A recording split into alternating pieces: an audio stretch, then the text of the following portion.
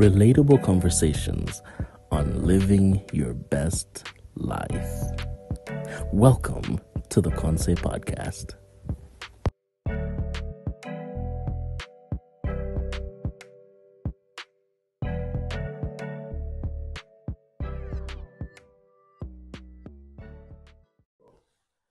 Another day, another episode. Welcome, ladies and gentlemen, to the Konse Podcast, your step-by-step guide on how to live your best life. You know, today's episode is going to be full of laughs. I can already guarantee it. You guys always set me up for failure, man. I swear. No, listen, bro. It's. I feel like when you're around people, it's guaranteed that you're going to have a laugh, and not only laughter. A lot of puns. And I think what I've done specifically for today is that I'm going to give myself a challenge to nitpick at any point in this episode where there is a pun, and I'll say at the end of it, I'm going to say how many puns I managed to nitpick. Yeah. So that's the challenge I've given myself. But otherwise, today's episode, we have a very interesting guest. You people, including myself, call him Zambia's Trevor Noah because, to be honest, I feel like that's setting me up, man. I promise. That's the perfect way to let me finish my introduction. Hit me with it. Exactly. Chembe was really excited by the introduction that I gave her, so now I'm trying to see if I can one up that. So, actually, you know what? Let me do it like this. Ladies and gentlemen, boys and girls, children of all. Okay, no, I can't do it. I'm not. Anyway, guys. Today's episode is going to be very, very amazing. We have someone who's very, very entertaining. He's an architect by profession, in case you didn't know, but most of you know him as a social media influencer or comedian, and he's one of my really close friends. Not. Are we close friends? Technically. I think Okay, so. yeah. I'll take that. So yeah, ladies and gentlemen, Joey Mukando. Yes, sir. Bro, how you doing? I'm doing great. How are you doing? Good. It's been a minute. Fun fact, actually, this is not your first time on the podcast. Yeah, we did an episode, but at that point there was like no video. It was just like audio. So a lot has changed since then. Just hanging out. Yeah. But I feel like, and that my voice was like so far off the mic, like in the first episode. Yeah, because we hadn't like advanced in technology at the time. Here we are now. Hopefully now we're going to be seeing sponsors on the podcast. 100. We actually already have one. You know who would be the perfect sponsor for this podcast? Who? MTN. Everywhere you go. Konse, MTN. Everywhere. I see it. That's pun number one. That's why I hope you're taking notes. I think that's perfect sponsor. Mm-hmm. Yeah, definitely. So. Yeah. So MTN, if you're listening, hit a brother up. But yeah, man, it's good to have you back on the podcast. The last time you were here, it wasn't just you, it was with my sister as well, Zachi. And we had a lot of laughs that day. I remember very vividly, actually. We didn't even get to actually go to the center of that conversation because we ended up just having fun and laughing a lot. And it was a very, very good experience. Could you share your thoughts on that past experience and what you're expecting today? I think it was great. I think every time I get to like podcasts and whatever, I think my biggest fear is just like my English bundle depleting. You know, like my videos are obviously edited. Yeah. And it's like you guys only see the best of my English, but then I'm just here, you're on the spot. Don't hear at boy. You know what I mean? Like it just doesn't come out. Yeah, so I think that's my biggest fear. But always have fun on podcasts. Yeah. Speaking in real time, having a conversation in real time, it's always amazing, fun, exciting. Yeah, that is true. And I think that's one of the reasons why I love podcasts, because you kind of get the most authentic version of someone. You have the most authentic conversation. I think that's why podcasting as an industry is beginning to boom a lot. It's actually a very interesting concept. So now, when are you doing your podcast? I'm actually supposed to start a podcast. So I was supposed to start a podcast. Oh, for real? Yeah, right before I got robbed. Yeah. So like they got away with all my stuff, and then now I don't have like anything to start with. Do you ever have those moments where you're like, of all the people you could rob? Dude, man, I'm just like, and I feel like this is why sometimes it's good to buy like cheap things. No, that's not the reason to buy cheap things. No, listen to this logic. Like, you buy cheap things, and then even when the person steals, you're like, That's your China. It was made in China. Like, I feel like it hurts a bit less because then you're like when it's not that expensive. Yeah. I think we might just have a new sponsor for the podcast. Kamala, we see you.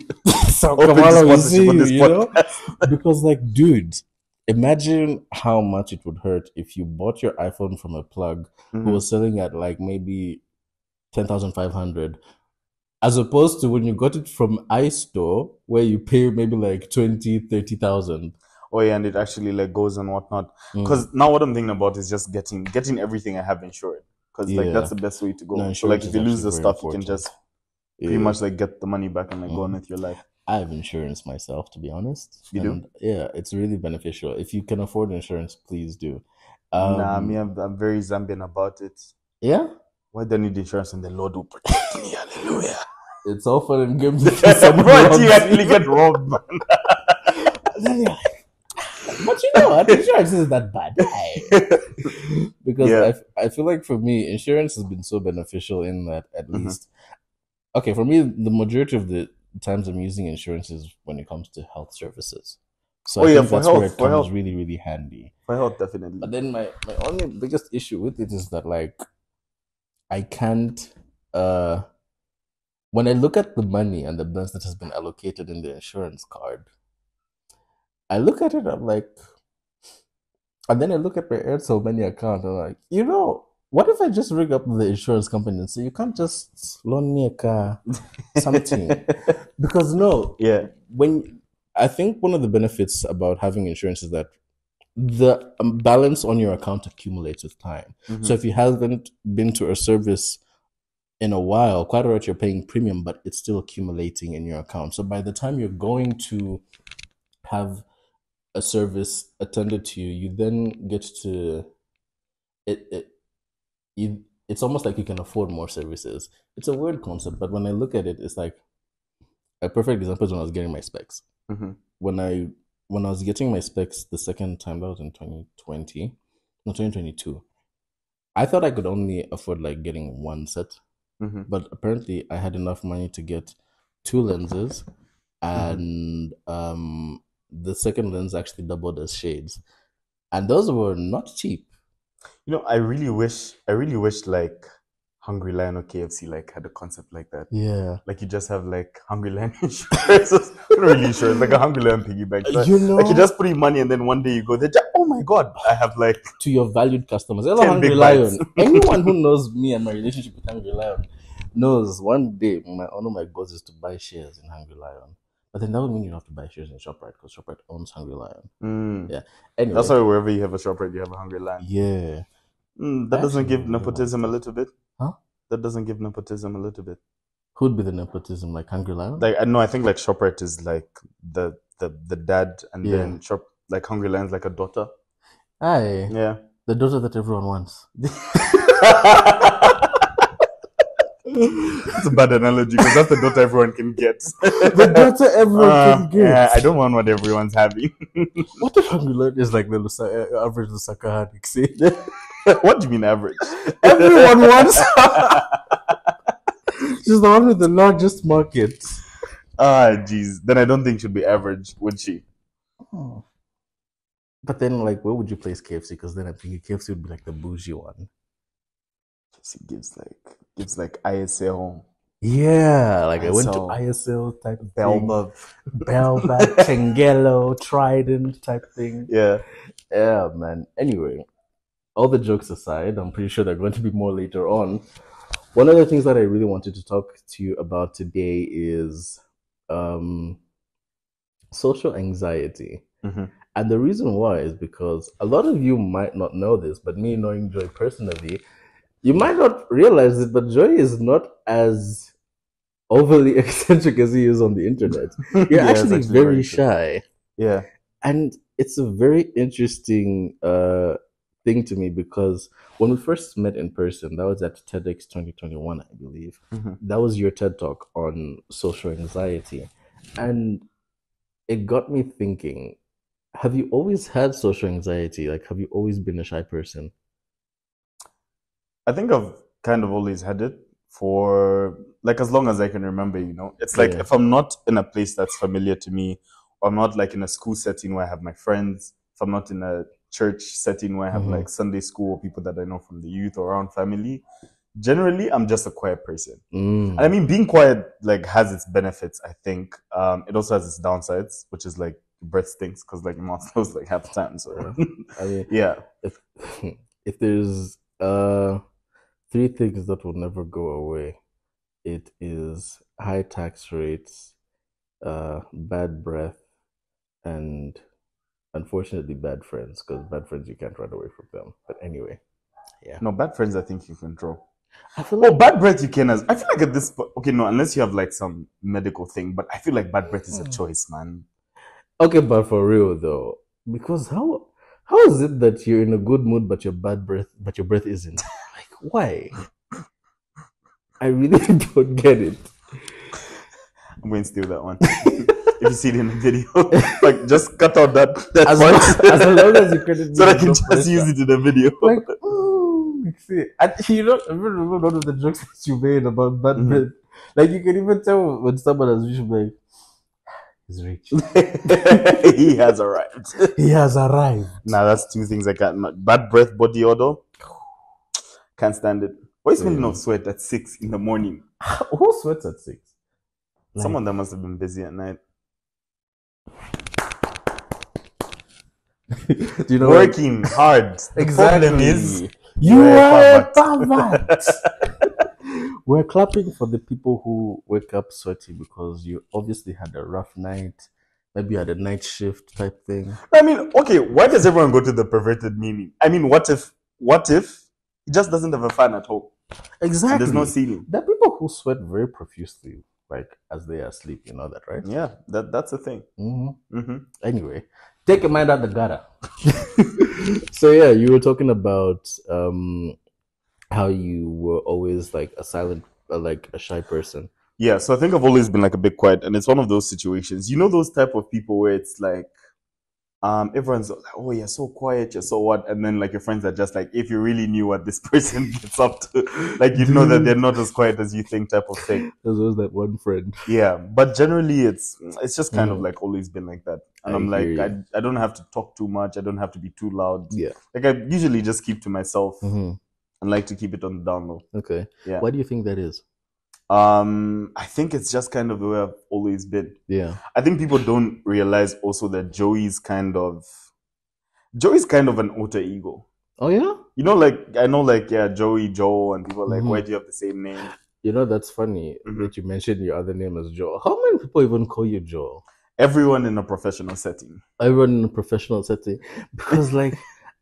I don't know. I feel like the reason a lot of people just prefer to call you Joe is because Joel just felt like a hard name to pronounce. No, I've heard so many pronunciations. Joel. It goes from Joel. Joe. In the village, they call me Joelo.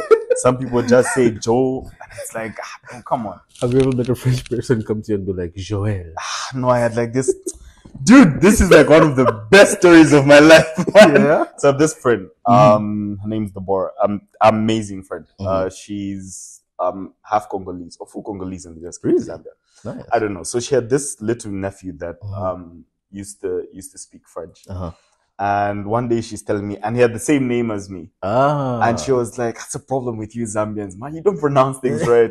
I'm like, "No, but Joel is pretty fine." And I say like Joel, so it's like pretty close. But then back in the day, it was like Joel. So it was like, "You Zambians can pronounce this." And she gives him the phone and he's like, "Tell him how to pronounce his name." And he goes, say your name. And he goes, je m'appelle Joel. Joel. And I just sit down.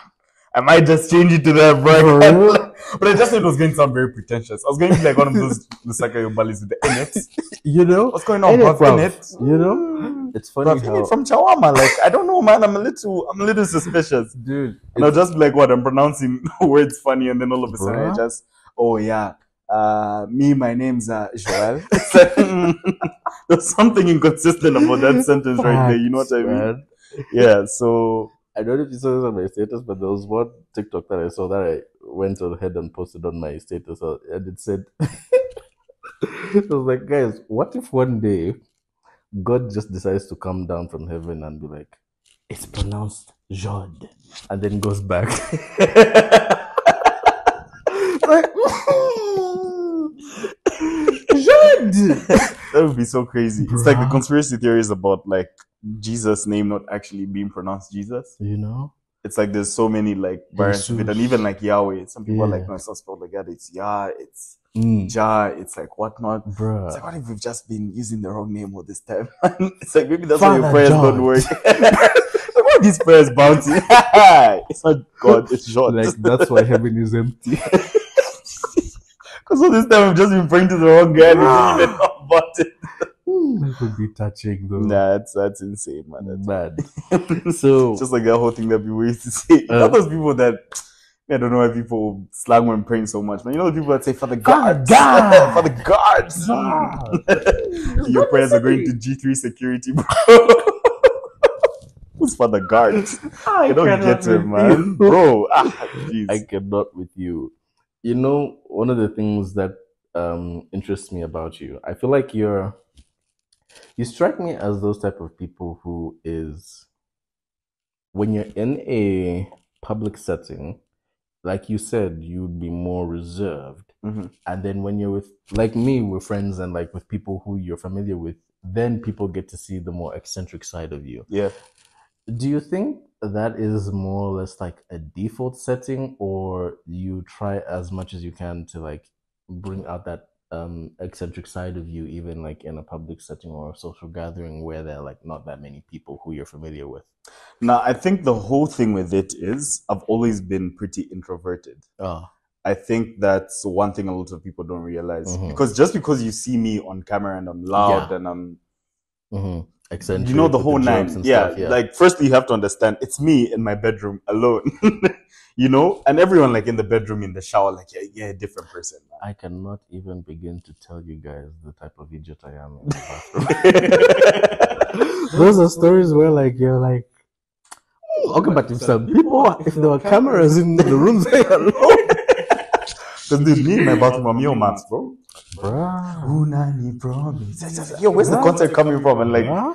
it's just you're a different person altogether. Mhm. So I've always been pretty introverted. Yeah. So, you know, an introvert, when you're in your own space, you're like the greatest version of yourself for some You reason. have control over yourself. But when you're around people, I can't really put my finger on it, but there's something that just dials me down. I get you. I'm just like, okay, I just need to be relaxed. I need to be calm. Yeah. Maybe I like to read situations a bit more so that I can be really comfortable in them before I bring out my actual personality. Yeah. Maybe some part of me is also just like, these people don't deserve that side of me. It can be that. And you know what? I just feel like you have to pay me. I'm like one of those, like I one of feel those like- baddies. If you're not spending money, you're not seeing the real Joey. I'm sorry. Facts. You can't afford me, and that's on period. I need to have a Lusaka baddie on this podcast one day. It would be an interesting conversation. But yeah, to your point, I also think to some extent, I feel like it also comes down to the first impressions matter type thing, where when you're on your own, like you've put it, you can be the most authentic version of yourself because there's no one there to judge you. Like it's you, and like you can be your fullest self. Exactly. But then I feel like there's certain aspects of ourselves that we kind of feel we don't know how the public would perceive it. And I think that might be a very huge thing about people that have an introverted type of personality is, okay, I have this side of me that a lot of people don't know, but also I don't know how people are going to react to that version of me. So I would rather present, and this is something bad because then it also ends up bordering on like people pleasing. Yes. Because you're like, let me give people what I think they'll want to see, or let me just present a version of myself to them that they're going to look at as, okay, this person is composed, they're tame, they're whatnot. Because if I bring out what I consider to be my full personality, or I might end up scaring someone away. Yeah, I might end up being judged. And I think as people, one of our biggest fears is being judged and how we're like perceived by society. That is true. That's pretty much like how trends come about, you know? And I don't think people realize this because for some people it's formal, firstly. So it's like, okay, I'm just afraid of like missing out on whatever the trend is. But you get to realize, dude, a lot of people don't even like the things they do. They don't like the things they wear. They don't like the shows they watch. But it's just, because this is what everyone's doing. So if I go down this path, I'm going to be accepted because everyone's doing it at the moment. But then that fear of like bringing out your authentic self just might be a thing. Because even my humor has always been like very, So it's been very specific. Like it's very specific, very niche. Like I have a certain way I like doing things, how I talk about things, how I build up on my jokes. It has a specific audience. And that's what you people have pretty much told me in my comments ever since I started making comedy. Was just like, dude, you don't sound Zambian, or you don't do the Zambian thing and whatever. But which, first of all, everything I do is very Zambian. It's just a different type of Zambian. And you know what's funny to that point? Every time someone says that you don't sound Zambian, in my head I'm like, then what is Zambian? Exactly, because people want Zambian to be. It's like Zambia is only the ghetto, market, and then and then it's like, that's Zambian comedy, man. And now what I do is Zambian comedy as well. I'm just as much Zambian as you. A different type of Zambian. And sometimes I think it makes me a little mad because I'm like, why do you guys feel like Zambians aren't capable of doing things like that? But it's also like, I've realized there's so many people that share my sense of humor, but it's like, why wasn't there other people that were doing what I was doing? And it might have been the same thing, like, my comedy just won't be accepted in Zambia. I think part of the reason it's that way is because, and this might not just be centered to Zambia, but maybe to Africa as a whole. I think we still struggle with the idea of something new. Yeah. And something that can change. So when you're molded into a certain dynamic, and I think it's just also human nature. I'm not even centered to Africa. It takes time for a mindset to change into something new and adapt to it. Yeah. So, and I feel like that's one of the biggest struggles that content creators in general have to deal with, because now you have a certain type of content that you want to put out, but then because it's different from what the masses are used to, it always takes a while for them to catch on. And that's why there's always a huge level of criticism in the beginning of your phases, in the beginning phase as a content creator, which I feel like it's an unfortunate thing, but it is what it is type thing, So I guess it's just a matter of figuring out how you're going to deal with it. Part of it is accepting and understanding that that's just going to be the reality of it, People will not like your content. People are going to struggle to get used to your content, especially in the beginning. So I feel like it's just a matter of figuring out a way to build through onto that. And this leads me to my next question is, how did you weather that storm in the beginning? To be honest, I think the one thing that I have to say is I was really fortunate, because I don't think I've ever been the type of person that got like a huge amount of backlash. And that's one of the things that I respect about you. You're one of those people who, and I think it's also because of your introverted nature, you actively stay out of controversy that would thingy. And I think that's, I guess depending on the type of content creator you want to be, I feel like that's something that a lot of content creators should consider doing. But yeah, like I don't understand the whole like you need beef or you need something controversial or you need a scandal, and that's become like a huge part of like Zambian social media. That's my biggest problem. Like, you have to do something, you have to drop a tape, you have to like drop negativity thrives. Like that sort of a thing, or your news have to trend online. Exactly. And I just wouldn't go down that road. Not that my news wouldn't look great. I mean, they would. I've been going to the gym, I've been working out. You would love them. We've noticed. But it's, just focus on the content and create. All that extra stuff, I just feel is pretty unnecessary. And not only is it unnecessary, at the end of the day, people are going to know you for that scandal more than the actual content that you're creating. So many people have struggled to come out of the scandals that they used to get popular. Talk of people like Kim Kardashian, who, while controversial, is still a public figure who's done things in like the political space, in the business space, but she's more recognized for her scandals, and that kind of taints her other successes as a millionaire. Like that time when she had was it Balenciaga or whatever, the outfit that had like issue, the tape. And speaking of tapes and Kim Kardashian, I'm not going there. I'm just joking. It's a joke. Love Kim so much. So the whole thing with controversy is I don't like it. I don't like the scandals. I just want to do my business on social media. Tell you guys what's on my mind, what I'm thinking about, stay true to myself, and just get out of there. Like anything else doesn't really concern me. But going back to the initial point is I don't know. I think I can attribute part of it to like favor from God, honestly. Yeah. But just the way I was received on the internet and the way people were just like, this is different, love it so much. And I remember in my first set of videos, there's a video that I did with African parents, and it was so small back then. It wasn't the best video, I wouldn't lie. Even when I watched it back, I was just like, this was like pretty cringe, man. Yeah. And I used a lot of clips from, I Am Dulo, the guy that does voiceovers. Yeah. So I used like a bunch of his clips in the video and I did them. And that video was just, I think that was the first time I saw like a bunch of negative comments. Oh, this guy just uses clips. Hey, this isn't even his video. Oh, you should title this Nigerian blah. And I was just about to go into the comments and like, that's why you don't even have a ceiling board at your house. You know what I mean? I think when you're looking at like people's profile pictures and you're just like, nah, man, you look like you sleep in the living room. Bruh. And it's funny how, you know what fascinates me about the comment section, yeah? Yeah. I feel like the comment section is, at this point, the best form of entertainment.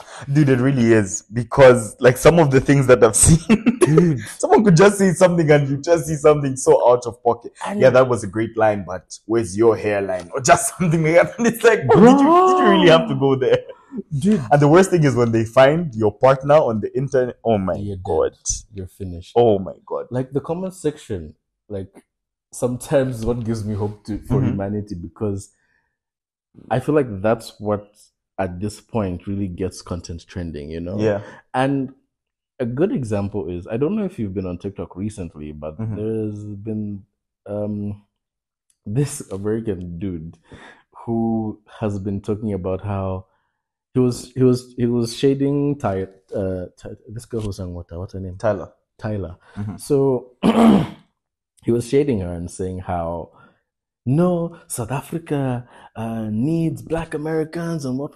And then you should have seen the online spanking he got from South Africa as a nation. Dude. So the way he looks, right? He looks like, you remember how Childish Gambino looked in This Is America? He looked like a light-skinned version of that, but his hairline was all the way back. Like, dude.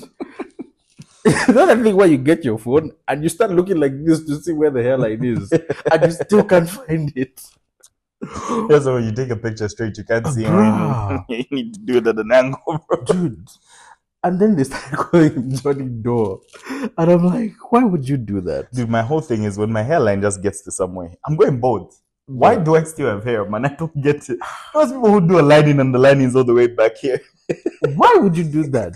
It's like, bro, why? When you salute, do you have to do this? Does your forehead start from here, bro? Like, just get rid of the hair, man. It's fine. Like, hit the gym, do a Dwayne Johnson, do a transporter, teleporter. What's his name?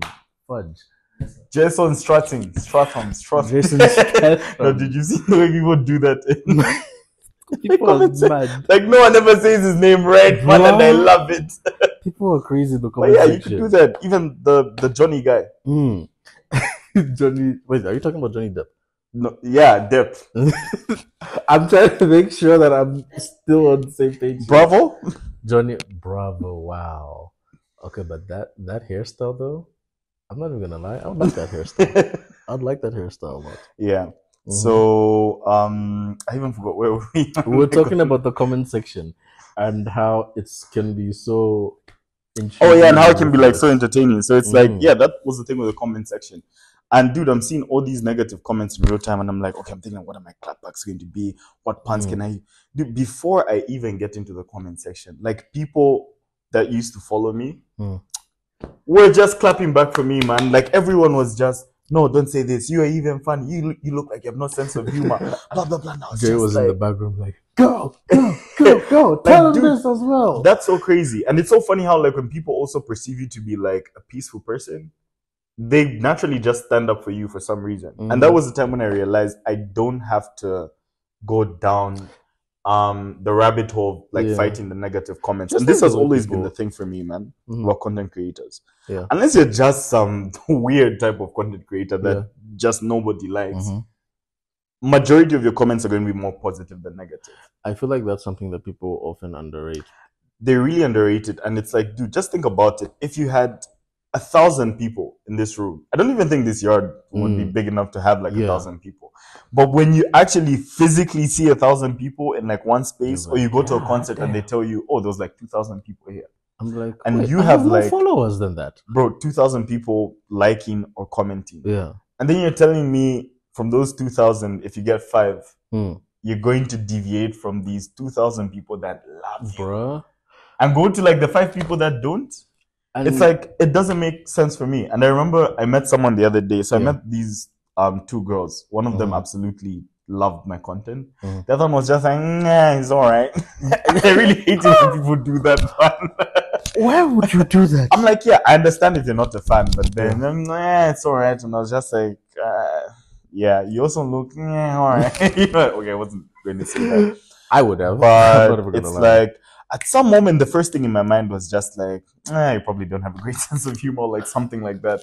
But Good. it's just putting it into perspective. Like, I have this one person here that like really loves me and what I do. I might as well So why am I focus on that. focusing on the person that doesn't like it? And it's the same thing. It's subjective. There's comedians that I don't find funny. True. But does that mean they're not funny? And I think that's the thing that a lot of people do on the internet. Mm. I remember it was like the whole Trevor Noah, Kevin Hart. Mm. Trevor Noah, smart comedian, blah, blah, blah, jokes, Kevin Hart, unfunny, But and both of them whatever. are But it's like, successful. dude, you're telling me someone that can do a stadium tour around the world and gross like over, what was that, 150 or was it 50 million? Some Over- 150 million. Yeah. 150 And million. it's like, you're telling me he's just not funny at all. But what I've learned is like perception.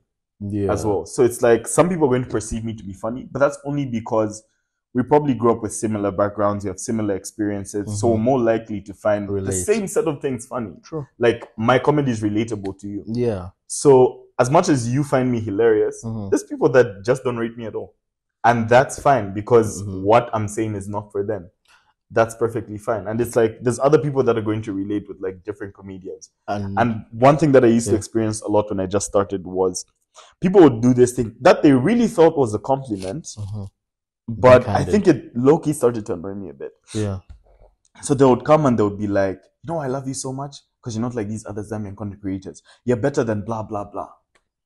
And I'm like, at first, you know, it was kind of like my ego was kind of like, I'm the best in Z, you know what I'm saying? Like, no one's Go. touching this level, man, it's Trevor Noah. Yeah. But then afterwards, I was like, nah, like, that's not the way it's supposed to be. First of Mhm. all, you don't have to bring down another person Yeah. to praise me. Mhm. Like, you don't have to do that. Mhm. And then secondly, those people wouldn't have their audience if they weren't funny. There's people Sure. that find them funny. Mhm. And the whole thing about being, whether it's a comedian, social commentary, or whatever, as long as people love you and you have your audience, That's what objectively, matters. you're funny. Someone finds you funny, keep on doing what you do. It is. You don't have to stop. And in the same vein, if people don't find me funny, I focus on the people that do find me funny. And that's where I put all my energy. And I feel like that's what you've said is very profound, because I feel like that's one of the ways in which, as a content creator, you can protect your mental health, because social media in and of itself can be mentally draining.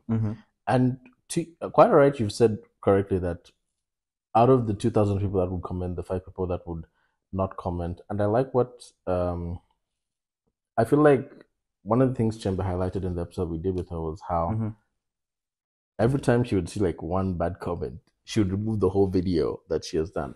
And I feel like one of the reasons that is because, in as much as you do have this plethora of people, hey, English, Word of the day.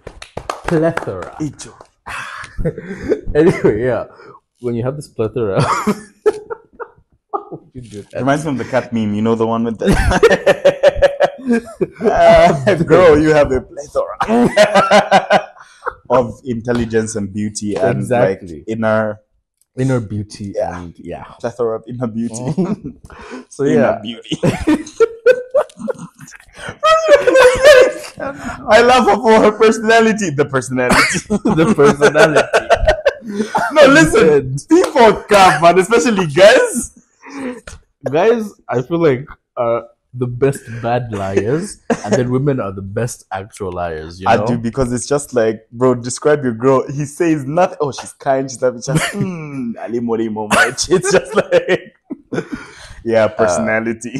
Yeah. Anyway, as I was saying, so like you have this wide range of people who are saying good things about you, and then there's always going to be that one comment where you're like, look, but this one has touched me.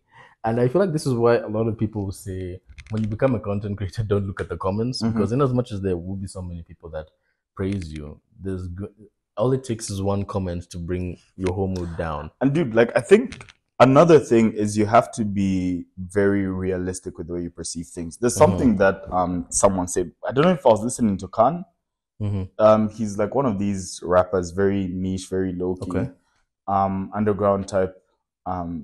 Or maybe probably some people know Khan, K-A-A-N. There was a time he had like 2 songs that blew up, but then generally he's always been like a little bit under the radar. But I think he said something in one of his songs where he's like, you're never as good as the people that love you the most say you are, and you're never as bad as the people that hate you the most say you are. So it's like, it works both ways, because those comments, there's people that just tell me, dude, you're the greatest thing ever since sliced bread. You know what I mean? I'm like, okay, dude, like sliced bread is pretty, you know, it's pretty up there. Like, you know, life wouldn't be the same without, you know what I mean? bread. So it's like, some people are going to gas you up so much, and you just feel like you guys you can't walk the same path as me. You know what I mean? You can't even lace my boots. Facts. And then there's people that are going to make you feel like I am just the worst thing. Like, do I even have a sense of humor? Like, why am I always doing puns? Like, people are tired of this. Yeah. And whatnot. But it's like, what I'm learning is the best thing you could do is have a realistic outlook. Obviously, you always have to be like slightly above the line and be like optimistic. Yeah. And have like some confidence in yourself. But then never get your ego too inflated by the people that absolutely love you. True. And while it comes from a good place, it also could be dangerous. So that's something I'm always looking out for. Yeah. Checking my ego. Okay, like, where am I at? I get you. And then at the same time, I never drop below that. And those people who are just like, because I remember like I did a really good video. And I think at that point I had the run of like pretty good videos, in my opinion. And this dude just comes in my comments and he's like, this is the first thing you've done that's ever impressed me. You know, all these puns and the corny things and whatnot, like, I just don't like them. But here you actually told a story, you just whatnot. And I was just like, dude, I think that day I just felt that funny. I was just like, it took me that long? These puns are annoying. It took me this long to make one good video. I thought about it for so long, and I was just like, I'm like, all my videos have been amazing. They've been great. Yeah, maybe you're the one who was just slow. It's the same thing where I was just like, okay, yeah, maybe some of the people that praise me a lot make me feel like I don't have room for improvement, which I know I do. Yeah. And then maybe people like that criticize me like that, they could have like a point. And you see, this is the thing I hate about the brutally honest type. Have you ever had one of those friends that, brutal honesty is what I do. I just tell it as it is. But then every brutal truth I have to tell is negative. Bruh. Like, my friend, you're not brutally honest. You're just like pessimistic. With all due respect, anytime someone says with all due respect, just know the next thing that you're going to about is man. Yeah, but like the brutally honest stats, I just need to tell you the truth. You're not even all that. You're not even what. But dude, you never have anything positive to say about anyone. Bruh. You, my friend, are the problem. Exactly. You know? So and that's the honest truth. That's the thing. So some people can take like a truth. So they'll take something and say, okay, let's just say the puns are annoying or something. But then they'll just inflate it with, this is why you've never been funny. Yeah. Blah, blah, blah. So it's like they'll take a truth and then they'll expand on kind of skew it. So you think, this has to be the truth. But then there is some constructive criticism to be gotten. Exactly. That, okay, I need to be a bit more balanced in the way I do things. I should introduce like different aspects and be more well-rounded. So it's like, that's kind of the balance that like I had to learn, where it's like, okay, I can improve on certain things and that's okay. But also, I shouldn't be like, I shouldn't have so much ego that I feel like, I'm there. I get you. I'm all right. I totally get Trevor, you. watch out. Next Daily Show host. Huh? Did you know a lot of people have like told me about that? Obviously, like at the place where I am, I don't think I'll be able to handle a job like that. Like just yet. I could get there at some point. A lot of people might disagree, some might agree, but it doesn't matter. Mean, if that doesn't happen in America. But I would never take that job. Really? I wouldn't. Do you feel like it's because of the standards that have been set already? Not really that. I think it's more of I'm not the biggest fan of the whole like Hollywood machine, American entertainment and whatnot. Okay. I don't know how I feel about it. I hear you. And it's like, what am I going to be the guy that's going to go there and talk about like Trump and Biden all day, every day? I hear you. And that's the thing. You know? It was like, it used to be fun at first, and then it just like, okay, is this all we're doing? Yeah, plus all the stories that we hear about Hollywood, man, you have initiation rituals, you have blah, you have blah. I'm not saying like anyone did that, but it's like, I just feel like there's too much, man, and everyone that comes out of that space just comes out with like a certain level of like trauma and like whatnot. So it's like, if I did get there someday, I would be grateful, but then I don't think it's something that I have. Oh my God, like I would even rather build like something here, like in Africa, in Zambia, in South Africa, wherever it's going to be, and then just build it up where I have like an audience of my own, and it's something that can be recognized everywhere. But I'm still doing it like on my own terms. Yeah, I feel like it's more fulfilling for me. And back to the point of the audience perception as a content creator, I feel like this is just my own personal opinion, but I feel like one of the ways you can protect your mental health is, and I guess this is just coming from my history of being bullied and how I've managed to deal with that, is like the best way to, the ultimate way to disrespect anyone is to not pay attention to their existence. Yeah, that's true. What I've learned is in the comment section, you have the people that are supporting you. You have the people that are first timers who are just getting to know you, who are just like, okay, this is interesting, I can vibe to it. And then the people who are just haters. And I think one of the reasons haters are there, obviously, is to just hate, but that makes you popular. Right? People are talking about you. But then I feel like you don't need to respond to them. Not necessarily because, like, in your case, you've got people who are going to do it on your behalf, but, like, are they really worth your time? So one of the reason I say that is because at the end of the day, if I was the hater, one of the reasons I would comment on your post to say something negative is to get attention. So now, in responding to that person with a clapback, you're giving them the attention that they were seeking. And quite alright, yeah, there are those ones that are just like, okay, I just need to put you in your place. Yeah. But like, overall, I feel like it doesn't do much for you as the content creator if you focus on the negative comments. Yeah. If you're gonna read them, but read them understanding that this person most likely is coming from a place of hate, but what constructive criticism can I get from it? You know, I feel like that protects your mental health, because now you're using the hate to fuel your content growth in a healthy way. And I think that's one of the things that a lot of content creators need to work on. Now, I want to touch more on, I want to go back to you as an introvert / extrovert, depending on the context in which you are. Would you say you grew into being an extrovert, or the extrovert thing was always there, and then as you got more exposed and more popular, the introverted side became more? Like, which one would you say at this point is more than the other?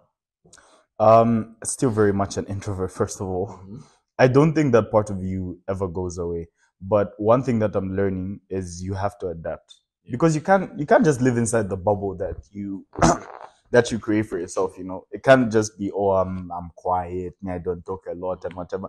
Because it doesn't work. Whether it's like in the professional space, in the entertainment space, whatever, you need to be someone that's vocal. You're able to speak, you're able to communicate with people, you're able to have like conversation. And it's like, I'm the shy person that's just waiting for like everyone to do things. So it's like I've kind of learned that balance, where sometimes a lot of people, some people that have met me in different contexts perceive me as an extrovert. Because when need be, I can be loud, I can talk, I can express myself, I can even be funny. Because that's one thing about me, is when you meet me, I don't crack a lot of jokes in person. And you know that, well, until we became like pretty comfortable. But I just don't see the need to like, oh, I need to insert like a joke in like every single piece of this conversation. Like, I like it when it comes out naturally, we build a relationship and whatever, but sometimes I need to be that person. Yeah, depending on the context. So I think it's one of those where I've learned that sometimes it's important because of one, the impression that you're going to make on people, but also, guys, life is about relationships, it's about connections, and if you just stay in that introverted bubble, like, oh, it's just me and like I'm an island, yeah, my circle is only like 2 people, bro. I know, right? It's like, yeah, that circle is only going to get you so far, but you need a bigger circle. You need to be able to work, you need to be able to speak with people, and it's like I'm learning. I'm not always like good at it, because sometimes at events you just find me like just seated in a corner and just be like, I really want to be home right now. Yeah, and everyone's just asking, what's wrong? No, life is, you just come up with some excuse, but then I get you. And now, what a lot of people don't know about you, okay, you've spoken about it recently, ever since you graduated. Congratulations on that, by the way. But a lot of people didn't know that you're an architect. Yeah. Until you started putting it in your videos to say, oh, no, I'm studying architecture and stuff like that. So, at what point did the comedy come in? Like, at what point did it come in, and how did it come in? Like, what was the motive for you to start posting? And yeah. So it's a bit of a long story, but I've wanted to be an architect since I was in like the 5th grade. Yeah. Those posts where people are like, what would you have done if you didn't do what you're doing now? And it's like, no, I had no other option. I was going to be an architect either way. Like, even when I was applying, my second option ended up being civil engineering, because it was like close enough to construction. But pretty much my family is always known 6, 7, like grade 6, 7, 4th grade, 5th grade for the bougies. And the people at cohort season summer. I'm watching you guys celebrating Halloween in Zambia.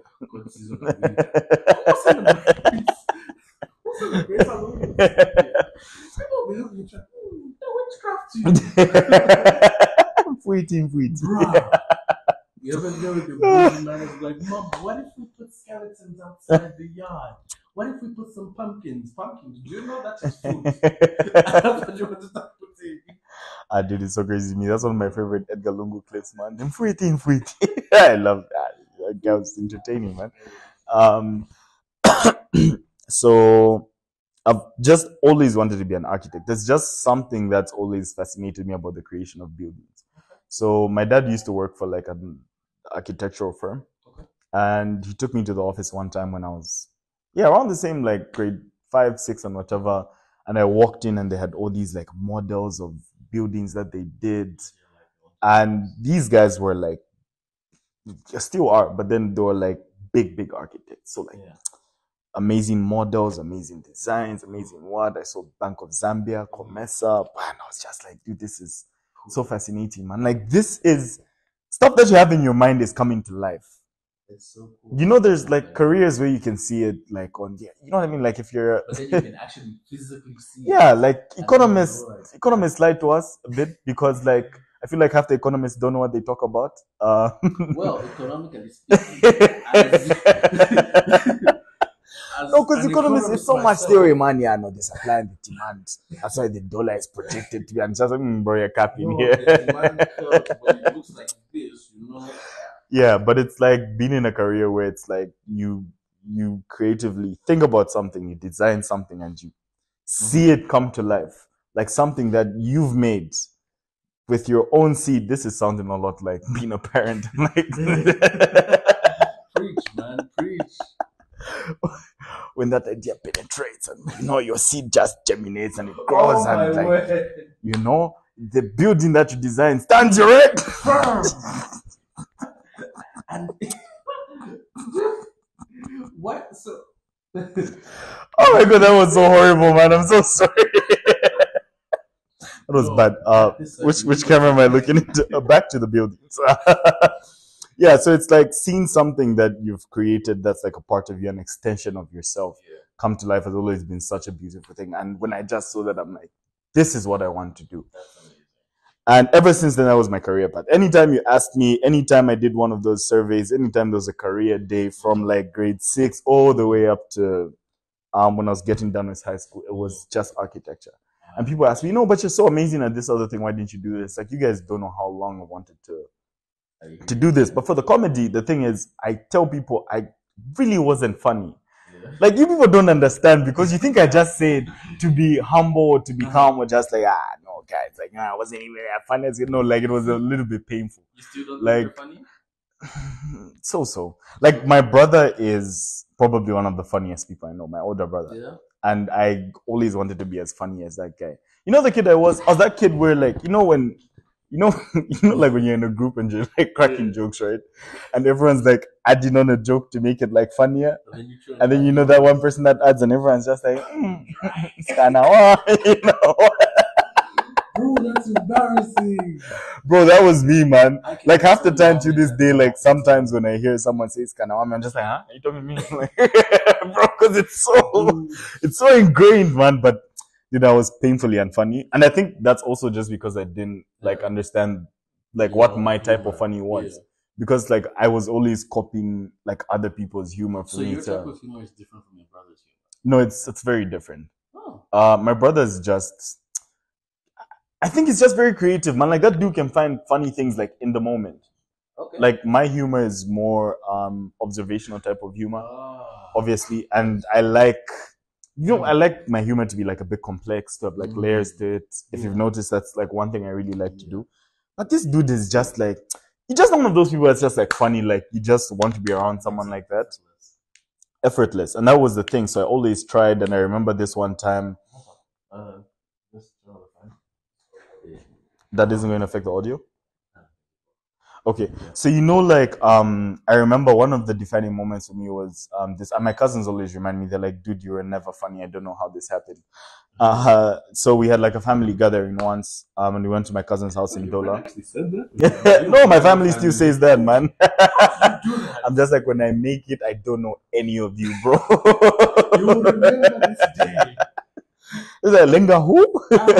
Yeah, but I love my family, man. So we had like this whole like family gathering thing, and all the kids come and were seated in the kitchen together, right? And we're cooking. Some people are chopping up this, some people are doing that, and whatever.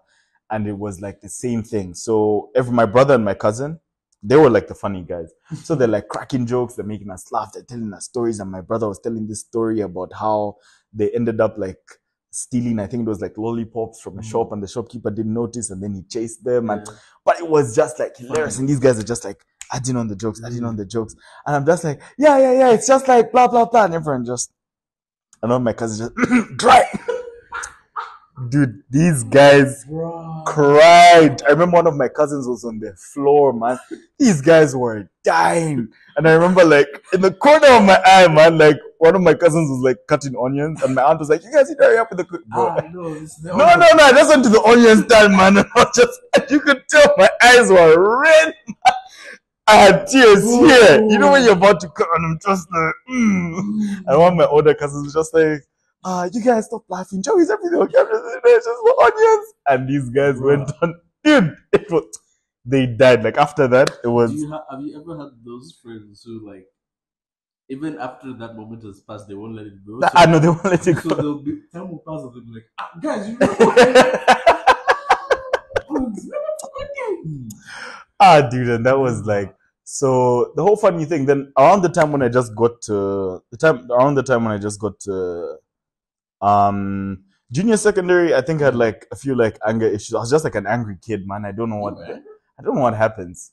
Yeah, I was just like one of those angry kids. Like not angry like I'm just mad all the time, but I think I had like a little bit of like a temper, and I was just a little bit uptight. Was it because of the joke? Dude, I don't know, man. I think I was just angry at the world, man. Just like, you know what I mean? Like why do you have to go to school every day? I don't get it.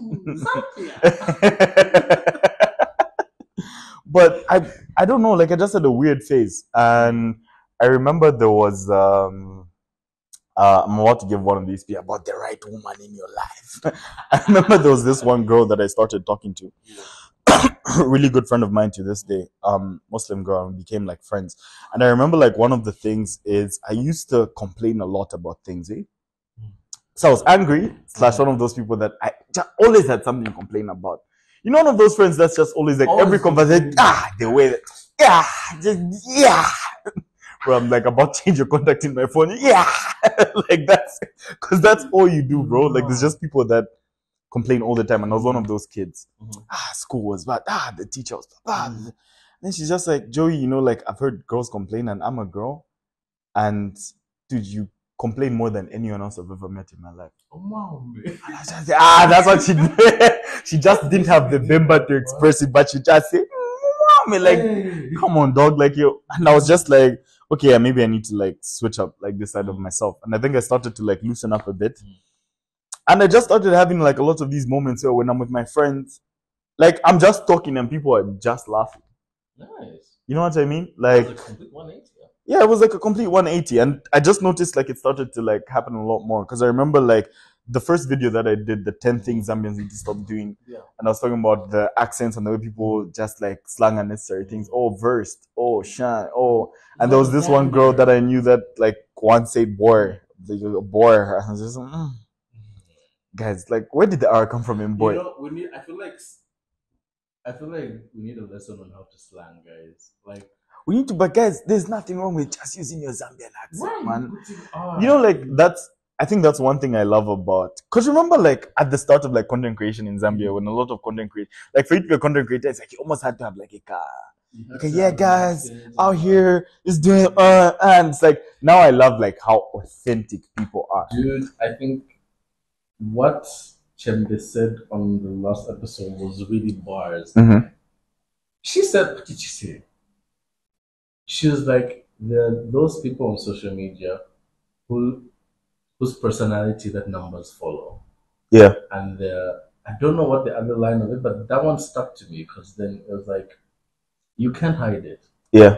Your authenticity in and of itself will gain numbers. And to your point, I'm glad there's so many content creators, especially on TikTok, that are just being their most authentic selves and it's gaining traction. Because I think in your being your most authentic self, you now become more relatable as a person. And people, one thing that I've realized is people who socialize more with someone who they can relate with. Exactly. And this is one thing that I was thinking about the other day, but I just didn't find the words to articulate it. I think one thing people need to realize is a lot of like the jokes or like the comedy that I do come from like regular observations and whatnot, but then I just know how to articulate it in a humorous way or like whatever it is. And that's one thing I've noticed about a lot of comedians is I think they're very insightful. And a lot of the things that they talk about, it's like when Trevor Noah talks about race, or Kevin Hart talks about like family dynamics, or Dave Chappelle talks about the political state of the world. It's like, do you know how insightful you have to be for you to be able to analyze that, understand it, and then find a way to articulate it to people in a way that they can laugh at themselves? I think that's like a gift. So anyway, the whole thing that I was observing is the one thing that I've never understood about us is, you see, like when Nigerians have these things where they're going to go with the Chineke, blah blah blah and whatnot, and it's like Chesu, or South Africans go Haibo, or yo, you know, and we find even the way South Africans say Kanti and we say Kanchi, but now you see a lot of Zambians being like, hey, Kanti, it was, you know what I mean? But it's like we have this whole thing where like we adopt whether it's like Nigerian lingo slang, South African lingo slang, and it's so cool. But when it comes to Zambian things, Kanchi, you know, our Mandi show or whatever, it's like we just have this slight connotation where it's like it's Bundu. Or if, let's say, I went to an interview on the Daily Show and I said something like Zona Wamba, you know what I mean? Or Yakosako, just like an expression like that, just be like, you've said that, you know what I mean? But if a Nigerian goes Chineke, it's like, that's actually pretty funny. It's so like authentic, you know. And it's, we've always like had that perception, but I feel like we really need to shift it where it's like, guys, the only way to export your culture is not by emulating what other people are doing. You know, to export it, you have to To be your culture. export it, you have to be your culture. You have to be authentic. Kanshi, Awemandi show, Shani, blah blah blah. All these are things that are like part of the way we are, whether it's the language, the way we dress, the way we do things. It's our identity, and people need to realize if we find it authentic and we find it cool and we find it whatever, that's the only time when we can be able to like take it out, because we have so like there's so many Tuma like niche Zambian things that we do that I think are so amazing, but I just don't understand why people are so ashamed of that. And like this was another thing. I noticed it with music as well. You see how Nigerians incorporate like their slang, you know, do me bad or whatever. Like we all know, like guys, that's not English. You know what I mean? That's like I really don't know. And it's like someone once brought up a point and they're like, did you know, like I love Burna Boy so much, but half the time I can't understand what he's saying. Like you can understand some lines, but Burna Boy is so like he mixes it up like so much. And it's like they do this thing where they can even like force rhymes because of the way they talk and their lingo. She go do me bad though. She go do me. But it's like Zambians have had this thing for a long time that we always laugh at the way we rhyme words. Secret Nico Bedi, very color ready. When I'm done with you, you'll be dead. Okay, but you one's like capping. But it's like I noticed when I was listening to this more the other day, but I'm like, that's a very Zambian thing. And I think the older I've gotten, the more I'm just like, I actually like it sometimes when artists do like things like that in songs. Because I'm like, I love artists like Chef 187. Yeah. People like Mwape too, because and Chef 187 has been very adamant to say that if he ever makes it like wins an international award, he's going to do it by his own terms by using them and stuff like that. And that's why I love his song Grammy Nechilema. Yeah. Because that song is literally him talking about how he's going to win a Grammy by using just Bemba. Yeah. To me, I feel like, to your point, in order to export your culture, you have to be your culture. Exactly. And so that's the whole thing with it coming down to pretty much like authenticity. And it's like, I know I might not be like the model Zambian, like not everything I do represents like Zambian culture entirely or whatever. But the only reason why I'm able to do what I do is because I'm also being authentic to myself. Like whether you're going to call me my Yardi kid, a DSTV generation, blah, blah, blah. But it's like, that's who I am, man. And that's what I identify with. And I have like a whole group of people that also identify with that. But I think that essence of like really being yourself, and that's where the shift was. Yeah. If you wonder what happened like between like grade 9 and 10 and like whatever, I always say like puberty came with pimples for other people, mine came with jokes and whatnot. But it's like, I just settled into myself. I didn't have to be my brother for me to be funny. I didn't have to sound Black American for me to be funny. I also didn't need to go to the extreme and pretend to be someone I'm not and act like, oh, my comedy is like Chawama type comedy or someone that grew from the ghetto. And it's like, you know, like I exist in this space and I have to embrace it and be myself. And also I can't be ashamed of who I am because it's who I am. And once I just started to embrace that, like, dude, I think there was just such a shift for me. And it was just so much easier for me to like do the puns, for me to just, if I'm going to intellectualize like jokes, I'm like just going to do it. And I remember once someone was telling me when I was just starting out, and he said to me, you know, with the way you speak English, I feel like sometimes you use words that are too big. Sometimes, like, I don't think it's going to be very funny. I feel like you need to throw in a lot of, you know, just throw in a kakanshi, a kashan. But I was like, but dude, that's not how I speak every day. You know what I mean? So it like really has to be me. And I feel like the more I've embraced it, the more it's just worked out. And also speaking to authenticity. When I started, remember I used to use clips like all the time. Yeah. It's like, bruh. And like I use that a lot less. And I remember when I was finally making the decision to like stop using like as many clips in my videos. I remember I spoke to one of my friends and he's just like, yeah, that's so become dry, man. That was the clips that make you funny, boy. I feel like those people with like backhanded like comments. Bruh. Like you tell a joke, we say. Yeah, but like, yeah, so I just decided I was slowly going to drift away from it. And I had this run in, not 2023, I think it was 2020. No, 2021 or 2022. There's that run when I was doing videos about like Will Smith. I was doing a lot of like social commentary. Will Smith, videos like what's wrong with this generation, the Will Smith slap situation. Yeah. And I was doing stuff like, let's say if there was a scandal, and I would say, oh, the problem with like relationships and whatever.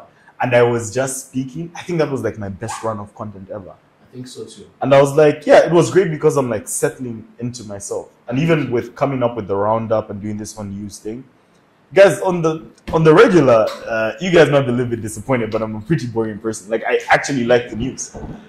Like, I like the news. I'm not a fan of... I don't think the news is even that bad. Have you heard that BBC news intro? Dude, BBC at 23 out, perfect alibi. And there's that those like old British guys with the voice, and on the world news today. Dude, Al Jazeera, BBC, CNN, these. Yeah, but it's like I'm very passionate about like the state of the world, the state of politics, what's going on. Don't get me wrong, I'm not a political person. I'm not going to be like HH Veslungu, UPNDPF, blah blah blah. Like that, I don't fancy at all. Yeah. But then like just intricate things that are going on, court process, parliamentarians. Laws and you know, I think that's important because at the end of the day, it's your country. Exactly. So it's like happening that might not affect you directly, but indirectly it does. So it's like I still really love the thing where I'm just going to make a video where we just observe things like your Bali's in Lusaka. I know like that would be a banger of a video. Or it's like slay queens and you know everyone's going to be like, and I don't even like that people use the word slay queens because like it's so outdated. Yeah. But you know, if I make videos like that, it's like they're so trendy. But then a part of me is also, I think there's one thing that people always tell me, which is like you always have like some sort of message in your videos. But like because that's me authentically. Like I like to look into the deeper things. There's something that someone said the other day, if you're always at the surface, you're never going to get into the things that are meaningful and that actually make a difference. So I know it's humor, but then I also want to be able to like do something with the humor that I have. Let's talk about things that matter. Let's talk about things that are important. I remember the first time when I did the video on elections, I thought it was going to be a horrible video. But I spoke about elections and like what's coming. And people like actually watched and said, no, this is something very important to like talk about. So it's like, I'm getting to a point where I want to use my humor for like things that are like a little bit more like informative and meaningful. And that's how I'd like to like do the news thing. It's not just the, you saw Trevor now on the daily shows or even you want to. But it's like, no, it also gives me a chance to talk about like things that are happening. We look at things like the other Joey still exists. There's so many like versions of me. Yeah. But I also just want that to be like something that gets inserted. So after I discovered that side of myself, and now I notice, oh, my friends are laughing at my jokes. Oh, like I'm a pretty funny guy sometimes. You know what I'm saying? Like, oh, wait. This is actually like pretty good stuff. And yeah, but then those are my high school buddies, and it's like we spent like 4 years together since like grade 8 up to grade 11. So I'm like, now what about like all the other people? Then I went to A levels, met different groups of people, and even there people were still laughing at what I was saying.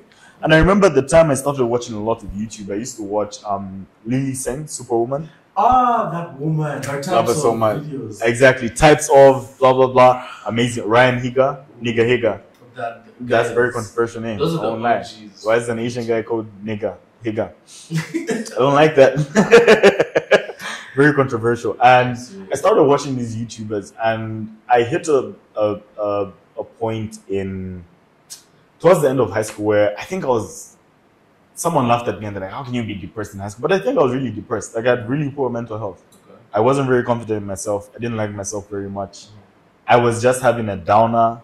And I think at some points maybe it was, what's the meaning of life? I may have been a little suicidal. And I don't know, man, there's just something about watching these YouTubers just show up every week, look at the humor, and dude, it just used to make me feel so much better. And one day I just thought, I'm like, dude, if someone's doing this for me, what if I do? I can imagine so many people that can't relate to those people that I can relate to because I'm a Mayadi kid. But it's like, what if I was able to do this for like someone else? And one day I just got my mom's iPad, set it on a stand. It wasn't even a stand, dude. It was like boxes. There was like a Nike box. There was a box. There's a box for a pressure cooker. And there was so many. I was like, box for pressure cooker. I'm just like, yeah, I don't know. Don't steal things from the game. I'm like, they're lucky people are stealing things more than boxes for pressure. Because like I saw this man's car. Me, I'm just saying, getting a box of pressure cooker and you want to judge me. It's just a box. The pressure cooker is just yeah, man. So like, stacked them up, got my mom's iPad, shot a video, uploaded it, and it was history, man. People just loved it, and I was like, ever since then, I became that guy, and here we are today. So that's how I got into content creation. And I've wanted to stop so many times because I've always just felt like, this isn't like true to me or whatever. Oh, yeah, because you still love architecture. Yeah, because I still love like architecture. And the truth is, as hard as it is to believe, I've just never thought I'm that funny. Like, me, I just feel people lie to me, especially when all the women were in the comments and they're like, oh my God, you're so funny and oh, you're so cute and whatever. I'm just like, you guys just want to touch me. Wee, man, that's the truth. But honestly, I think you're funny because you can't fake a genuine laughter. Yeah. I feel like you know when someone is. Oh no, you can. No, listen. Yeah. Listen to me. There was this one very fine girl. listen. This girl's humor was not, dude. I've never faked so many laughs in my life, man. No, but the good thing is she doesn't know who she is. That's the most important. But dude, have you ever? That's right. No, ha. You went into certain areas.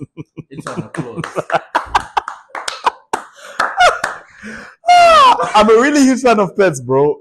Cats the most. Yeah, cats. Very. I cannot. That deserves a round of applause. Applause.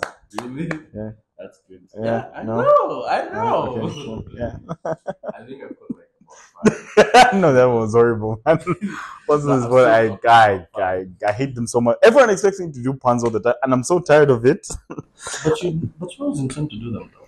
No, like they're never intended. Really? Yeah. But you prefer your puns intended. Yeah, I prefer them intended, but then half the time if I come up with a pun, like it's just like off of conversation with my friends. Yeah. I'm just like, oh, that would sound good in a video. But it's like anytime someone just puts me on the bed, tell us a pun, I'm just, everything leaves my head. I feel like that's just normal. Yeah. It's almost like even when you tell someone, like a rapper, to drop some bars right there, and you're like right now? Dude, and I used to feel so bad until I watched, like, there was a time I did like a deep dive into like stand-up comedians, because I'm trying to do like stand-up comedy as well. Yeah. I've done like 2 shows. Cool. They were both great, like way better than I thought.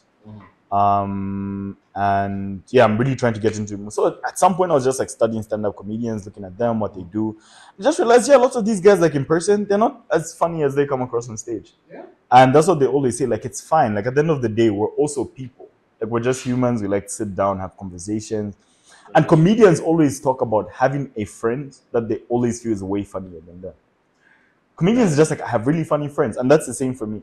I have a friend where like bar for bar, when we're together and talking, dude, I feel so unfunny. Really? He is so funny in conversation.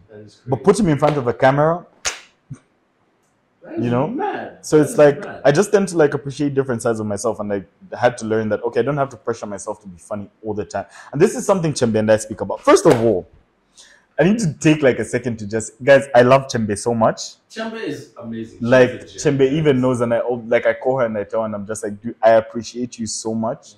Chembe is one of my favorite people on the internet. Yeah. And it's because sometimes we just have these real conversations. And it's the same thing that we always talk about, like, yo, people just expect you to be cracking jokes left, right, center, all the time. But dude, we're just people. We just want to have a conversation. We just want to chill. We just want to have fun. Yeah. So it's, and Lombe. I love Lombe so much as well. Who doesn't love Lombe is amazing. Everyone who says that they don't love Lombe, you're lying. Nah, Lombe is amazing energy. Great energy, great person. Yeah.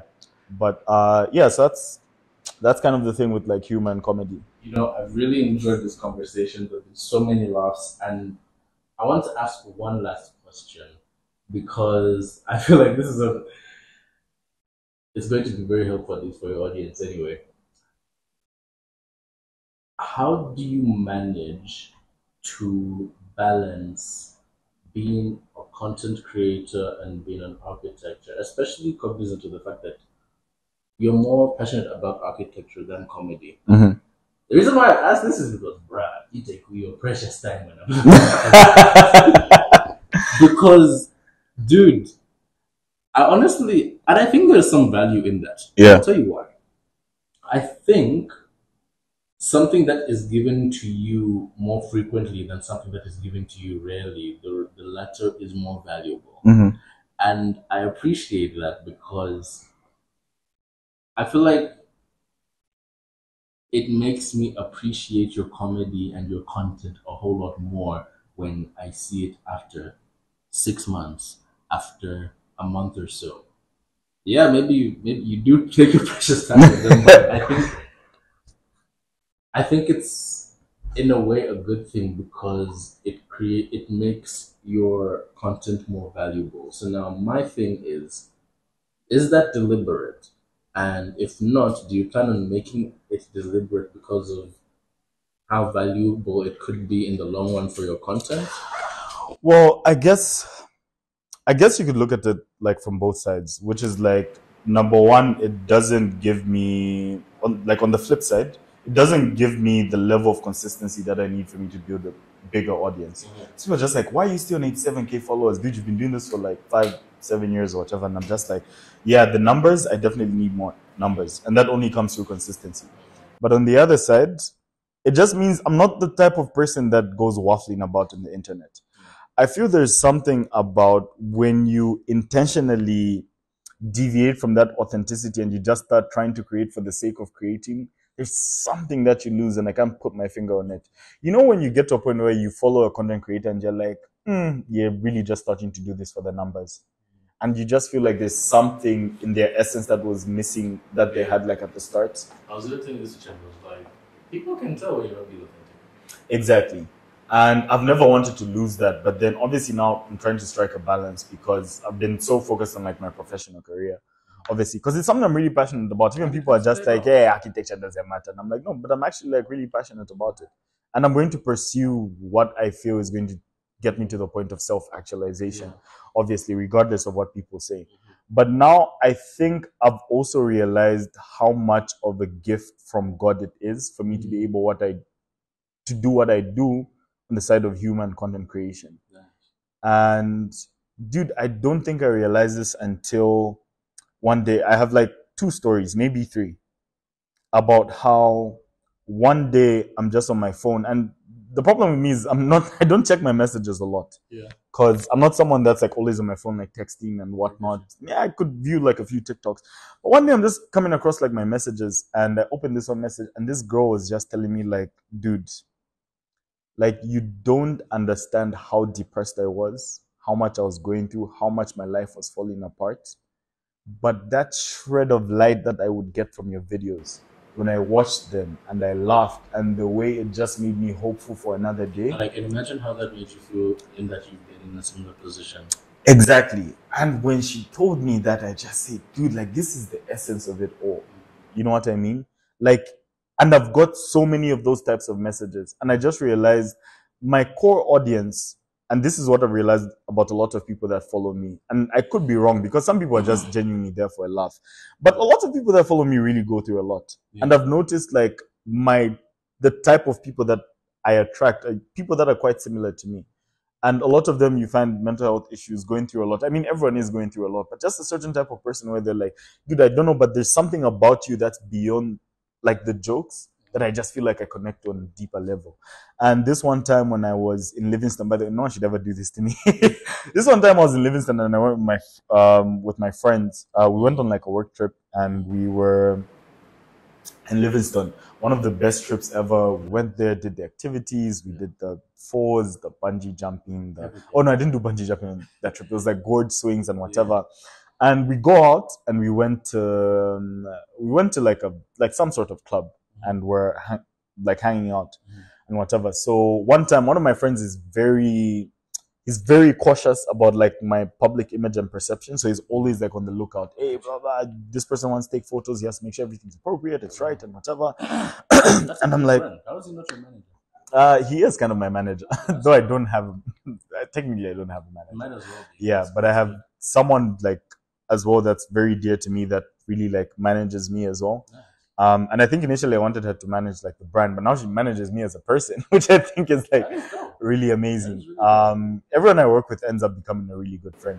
But so anyway, so we're in the club and whatnot, and I'm tired, and I'm just like, dude, I'm pressed. I want to go to the bathroom, and I go to the bathroom. It's like at 1 a.m. Go to the bathroom, and you know, like bathrooms in like clubs and whatnot, like I see people going in and out and whatever. So I go like to the bathroom, use it, and this guy was staring at me, bro. You know, like you know how people are just. You know, sometimes like doing this thing where, you know, They'll like just stare at celebrities you. are going to stare at you until you say hi to them. I have looked. It's not like I recognize you. They'll just look at you like. Yeah, but now I feel like what people do is they're going to look at you until you say something to them and they my celebrity was you ain't greeting me. Man, no, dude, you're staring at me. I felt really weird about it. You know? And this dude is staring at me and I go out and I come out and this dude is just like, dude, stop. It's like in the bathroom, man, at 1 a.m. and he hugs me in the bathroom. And I was like, bro, pause, slow down. You didn't have to do that. Wait, someone hugged you in the bathroom. Sus. Not that I have anything against that, you know, we love rainbows sometimes.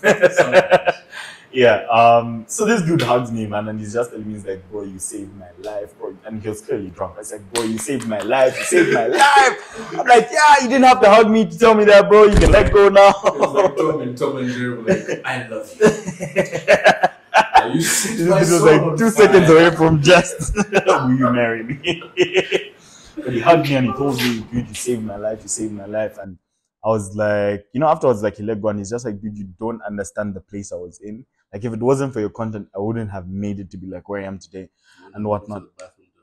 I wouldn't have been in the bathroom hugging you. I'm like, that wouldn't have been the worst thing in the world.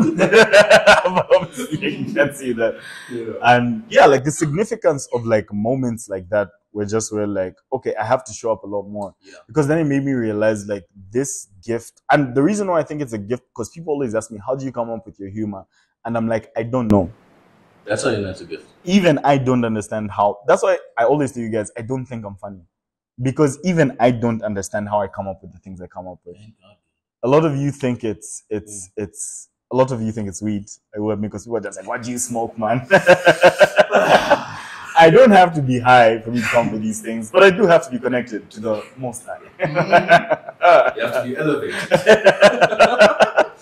Yeah, man. So it's like that thing that I have, and I'm like, okay, this thing that God's given me isn't even just for me.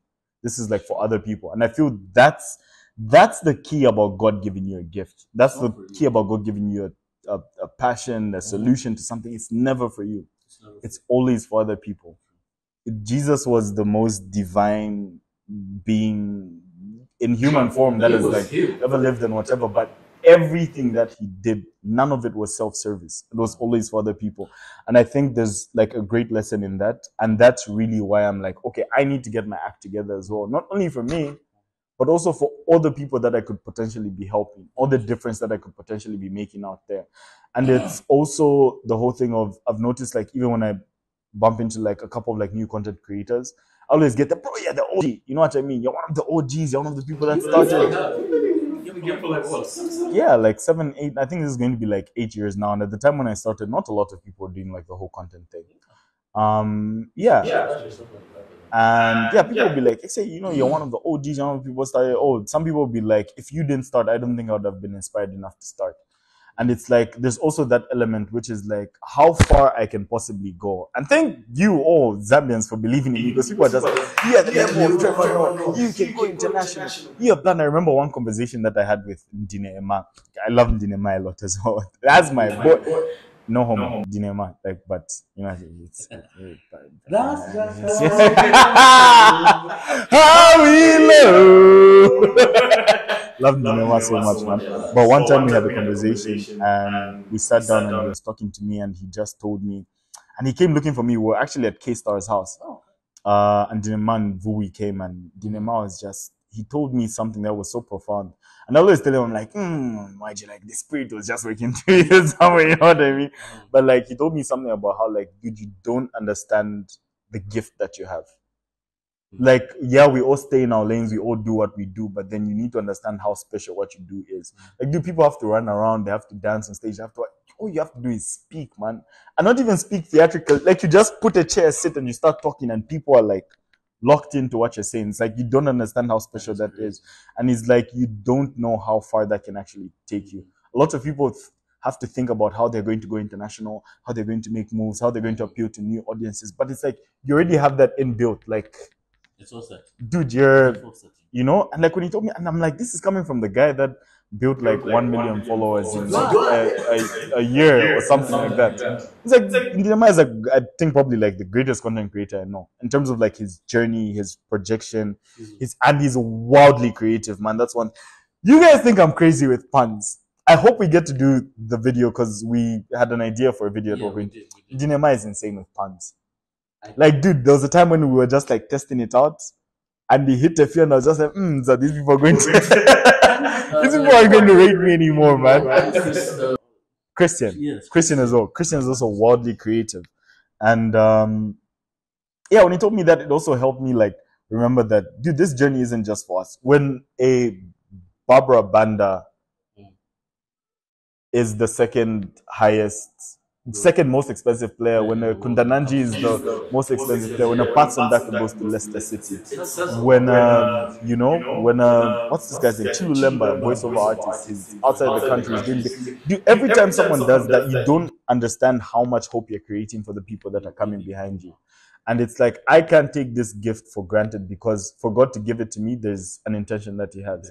So now I'm getting into the understanding that, okay, I need to take this more seriously, not only for me, but also because there's a lot more that's probably going to be achieved by me being at my best.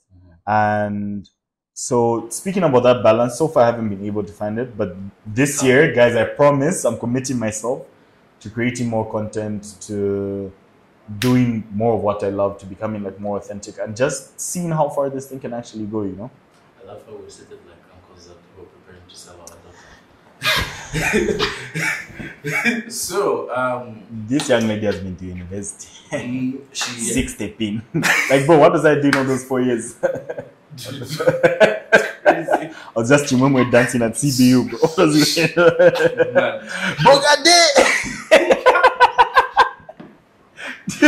Like they say that like I was just in university, I'm not dance, so bro, but come on, man. Lobola is so ridiculous. We need to have a conversation about it. I think the next video has to be like the problem with Lobola, man. Why don't you have Lobola for men? Oh, they actually do that in India.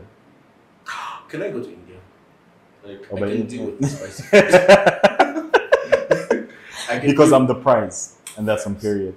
I am the prize. You can't tell me nothing. But bro, I've had an amazing conversation. Before we go, we always have a game that we want to play with our guests. So this game we're going to play is going to be a game that's tailored for you. And it's called... Oh, don't do puns on the spot. There was this one time, I need to go back to Diamond TV, man. Vida had me on like an interview. No, Vida was on the interview. Was it Malama? Vida, and then I think Chimweka was somewhere around, and these guys, dude, they just put me on the spot and they gave me the most random things. Come up with puns. And dude, I did so horrible, man. I'm still so embarrassed. Diamond TV, we need a rematch. Like, we need to do this again. Facts. I've grown now. I'm a lot better. Let's go. But no, that's not what we're doing. Also, Vida, I love you if you're watching this. We should hang out sometime. Why do you say that? See, I get up with you. Yeah. So this game is called What Was the Reason? Yeah. And basically, we're going to show you clips that you've done, and then you're basically going to tell us what was the reason behind this clip. Oh, okay, cool. Yeah. So before we do that, bro, can we just cut? I think we need to charge the mics a little bit. All right, Joey. So, like I said, we have a game that we're calling "What Was the Reason?" And so, the basic idea is we're gonna show you some videos that we have of all videos that you did, and you're gonna tell us. I never watch my videos back. So this is going to be interesting. I don't like watching my videos back, man. Even listening to the sound of my voice, not a very big fan. This is the one we're going to start with. This one. School has been kicking my behind. I know I've been gone a while and these comedy streets have been cold, but don't worry because once I graduate, they will be hotter because I'll be back with +1 degrees. I know elections, politics, it's a boring topic, but if I replace the L with the R, suddenly you'd all just be interested. So campaigns are starting today and we have 19 people that want to stand as president. Some of you should just sit down. Each of these presidential... So what was the reason behind the roundup? The reason behind the roundup was, so one time I was at this, one time I went to this party, right, and I was like talking to this girl. And I was talking to this girl, man, and you know how you like subconsciously talk about things that you're either like experiencing or stuff. And dude, for some reason, when we were talking, I was just like, oh, you know, in the newspaper, I actually saw a blog, and this girl just looked at me like. That's when I just realized, I'm like, this is not game. This is not working. You know what I mean? Yeah, Then I'm like, dog, I don't know, man. There has to be a more entertaining way to talk about like stuff that's like news related or something. I think that's what like sparked it. And then I was just like, Zambia really doesn't have like a source of news that's like quick fire. You get like accurate news and yeah, just like a space where people can go. It's like I'm getting the news, but I'm still being entertained. And I'm like, yeah, I should probably give that a shot. Nice. Yeah. This one is vlog day 7. Back home, tremors and early Christmas decor. Like my forehead has been so shiny. Shine bright like a diamond. See, every time someone tells me, Joey, I want to be a star, I want to shine. I'm like, have you ever heard of Vaseline? This will definitely make you. Shine bright like a diamond. Well, basically, my forehead was shiny because of Vaseline. But guess what? I'm back home, and you know what that means. I'm the one who's sweeping and cleaning. So all cleaning, I was thinking about the quote. What's the reason, man? Vlogs were just like, you know, I've always had this problem. I don't put videos out fast enough. Yeah. Because I guess because of how much goes into them. Yeah. So I'm just like, oh, I need to find something quick that I can be doing, and that's how I came up with the vlogs. I should start vlogging like that again, you know, because I don't do that anymore. That was really funny. Okay, next one. Bad breath problems. Did you miss me? Because I missed me too. I know what you're thinking. He's back with another one. I know most of you are thinking I was going to use DJ Khaled, but I'm not going to. Another one. Anyway, let's just dive right into this. Oh, I'm about to dive in. Let's talk about bad breath. This is an issue that has to be. That dude used to be so funny, man. What happened? Explain it, man. What was the reason? No, probably someone that I encountered that week with bad breath. I think at the time I was probably still using the bus. Oh. And I just feel those one of those. Why do people with bad breath like to whisper in your face, man? And they all, it's like everyone with bad breath automatically becomes Tonga. How? Crazy. Dude, after that I was like, no, I can't be the only We need person to going talk through about this. We this. need to half the things that I talk about are just things that annoyed me. Someone I'm just like, it's about time We we need to address address the nation. Nice, Yeah. nice. Man, Joe, I cannot lie. We've taken more time than we expected. And Yeah. I really didn't think we would. Like, I was so shocked at how much time we've gone through. But it's been an amazing conversation. I've loved it. And I love that we got to talk about social anxiety, life as a content creator, and I feel like people got to know a little bit more about you. And that's an amazing thing. How do you feel the conversation went? I feel great. It was an amazing conversation. Hoping to have more in the future. Hopefully, next time we have a conversation, I am so far gone from like where I am now. Facts. Different space, different environment, and we can have like another great conversation. Nice, man. Thank you so much. And shout out to our host, Ziki, for having us at his humble abode. This place is an amazing place, guys. If you want to have chills, parties, whatever, this place, please get in touch. This place is an amazing place. And also shouts out to Zaso for the videography. Shouts out to Mwape, the producer. Shouts out to Lushomo for the script. It was I did breakdancing. You know those people like when someone's doing an interview and they're just in the background, they're just happy to be on TV. Yeah, man. Like this has been an amazing conversation. Thank you so much. And if you loved it, remember to subscribe, share with your friends and family, and all of that. Chewy stuff. I cannot with you. Anyway, guys, thank you so much. And like we always say, remember to live your best life. Yes, sir.